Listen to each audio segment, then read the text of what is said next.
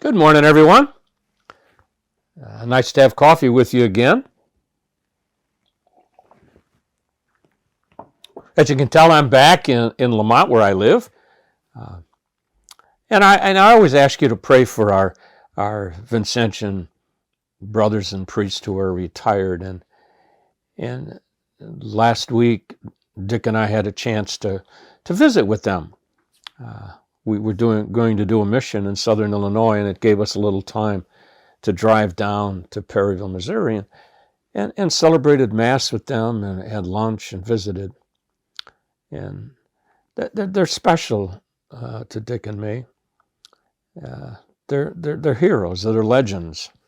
And so I want you to continue to pray for them and their healing, those who are sick. Also, I always ask you to pray for friends of the mission who are in need of God's healing. And so I ask you to remember Bill and Brian and Bobby and Clarence and Leonard and Ralph and Stan. And also Allison and Karen, Louise, Loretta, Mary, Sharon, and Pat. Continue to pray for them. My reflections, there's a lot going on. I have a lot of different thoughts that I'm sharing with you today. You know, Sunday is the celebration of Christ the King. And, you know, my thoughts were, and it was one of the presentations that Dick made at the mission. My thoughts were Jesus, King of the Kingdom, Christ the King. And the kingdom I'm talking about is where I got the ticket to heaven. And so I was thinking about that, how we're all on that journey to paradise. But today, Monday, is the feast of the presentation of Our Lady. And, you know, we all know about the presentation of Jesus in the temple when he was brought to be offered to the Lord. But this is the presentation of Mary. And it happened before Jesus was born. And so the Byzantine liturgy celebrates this because it was Mary proclaiming and prophesying about the coming of Jesus.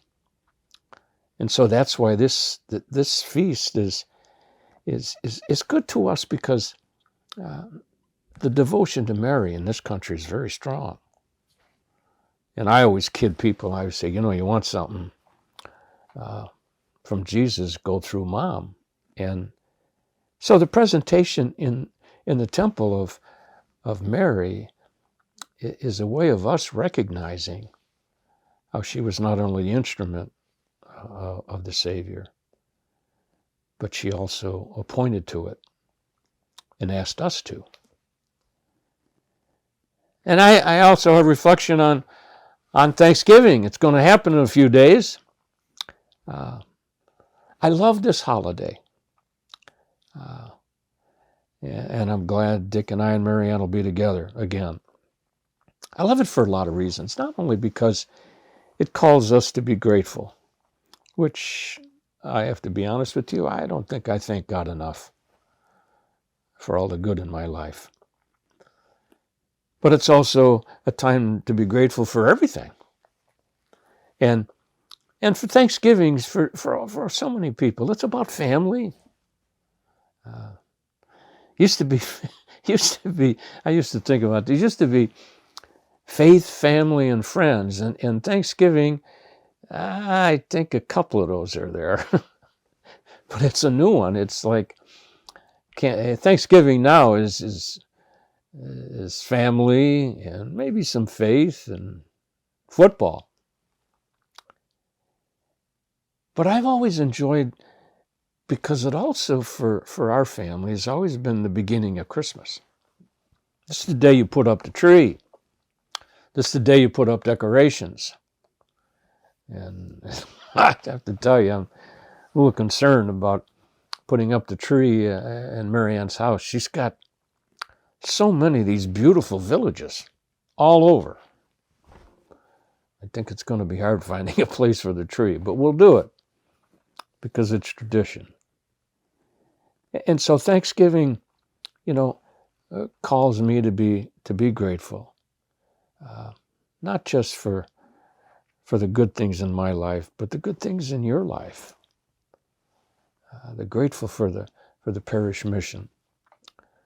Grateful for so many wonderful people that we've met. And I encourage you to find your way to be grateful. Enjoy your Thanksgiving meal. I was thinking today, there's so many great stories about what happens at Thanksgiving by so many people, but I was remembering this one. This kid had to work in the grocery store all the way up till, Thursday, Thanksgiving evening, and he wasn't that thrilled about it. He was just a stock boy. And this lady came in, kind of at the last minute, and she's looking at the turkeys, because there's still turkeys left. And she kept looking and moving one, moving another one. Finally, she called a stock boy over. And she said to this kid who didn't want to be there anyway, she said to him, "Don't these turkeys get any bigger?" And he said to her, "No, ma'am, they're all dead." And I laughed, because Thanksgiving ought to be a time when we enjoy life and laugh, no matter what happens. Like one year I had this great idea of making the stuffing in muffin tins. Didn't work. Burned them terribly. And I'm sure everybody's got those kind of stories. But I love the holiday. I love a holiday when it's about being grateful. And so that's what I'm about. Yes, I reflected upon our ticket to heaven, going to the kingdom, and about how Mary is the instrument of this Savior. She brought him into the world. And she told everybody he was coming and he was going to make a difference. But most important of all, I'm reflecting today on the coming Thanksgiving, which I look forward to, and hope you do too. Hope you have a great one. As always, I'm grateful to God for all the good things that he has accomplished, and we want more, I guess. That's how we are. So join me as we say our mission prayer. Divine Savior, transform me into yourself. May my hands be your hands. May my tongue be your tongue. Grant that every faculty of my body may serve only to glorify you.